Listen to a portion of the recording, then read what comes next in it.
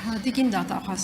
Հովիկ Աղազարյանի նկատմամբ, երբ որ քրեական հետապնդման հարցով դուք միջնորդագիր եք ներկայացրել ԱԺ, իմ տված հարցին չպատասխանեցիք, հիմնավորելով, թե իմ հարցը միջնորդագրին չի վերաբերվում։ Եվ այսօր էլ մի քանի հարցերի այդպես չպատասխանեցիք, ասելով, թե վարույթները պաշտպանված են գաղտնիության ռեժիմով եւ դուք որպես իրավաբան վստահաբար գիտեք, թե ինչ է նշանակում գաղտնիության ռեժիմի խախտումը։ Հիմա կրկնում եմ հարցս։ Ինչպես է Հովիկ Աղազարյանի քրեական գործով անցնող ապացուցողական հիմք հանդիսացող հեռախոսը հայտնվել ուրիշ մարդկանց ձեռքում, այդ թվում նաև վարչապետի։ Հովիկ Աղազարյանի հեռախոսային հաղորդակցությունների բովանդակությունը նրա դեմ օգտագործելը, դրա մասին հարազատներին տեղեկացնելու սպառնալիքը, բոլորին հանրությանը ներկայացնելը սպառնալիք չէ արդյոք պաշտոնատար անձի նկատմամբ եւ դա գաղտնիության ռեժիմի խախտում է թե ոչ։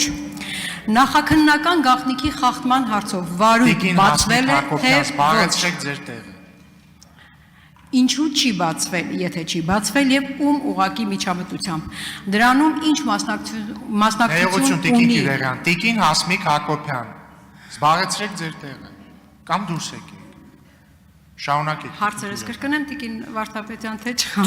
չխանգարեց լսեցի։ Նախաքննական գաղտնիքի խախտման հարցով վարույթ բացվել է թե ոչ, ինչու չի բացվել, ում ուղակի միջամտությամբ։ Դրանում կաններ չենք տալիս վարույթի շրջանակներում կամ փաստ ենք արձանագրում կամ ոչ։ Ձեր հարցին հստակ պատասխան վարույթ չկա։ Արձագանք։ Այսինքն դուք որպես իրավաբան, երբ պնդում եք, որ գիտեք, հասկանում եք գաղտնիքի, նախաքննական գաղտնիքի նշանակությունն ու իմաստը եւ չեք ուզում բացահայտել, նման գաղտնիքի բացահայտման համար գտնում եք, որ նորմալ է, երբ որ վարույթ չի բացվում։ Շատ լավ, գնահատական ձեր կողմից, իսկ ձեր դատախազի աշխատանքին։ Հիմա հաջորդ հարցս։ Իմ գործընկերոջ Արման Ղազարյանի հարցին, որը վերաբերվում էր ԱԺ նախկին պատգամավոր Սուրեն Մանուկյանին,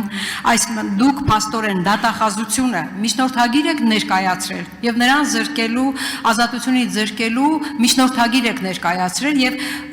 այս ամենը այն պարագայում, երբ հիմքեր չեք ունեցել քրեական գործ հարուցելու համար, սակայն ապօրինի ոչ միայն քրեական վարույթ եք նախաձեռնել, այլև մեղադրանք ներկայացրել ու այժմ անձը գտնվում է կալանքի տակ։ Եվ դուք հիմա պատասխանում ասում եք գործը դատարանի տիրույթում է։ Փաստորեն, ուզում եմ ճշտել, դուք իրավունք ունեիք շորթման հատկանիշներով գործ հարուցել, երբ որ հիմքեր չկան, դատարանը հղվում է դատախազության միջնորդության վրա, դատախազը մեղադրում է քննիչի անգործությունը, քննիչը հղվում է անում ոստիկանությանը եւ այս գործը այսպես անորոշ ցիկլի նման անընդհատ պտտվում է, որովհետեւ հիմքեր չկան, բայց փաստը այն է, որ այդ մարդը մինչեւ օրս գտնվում է անազատության մեջ։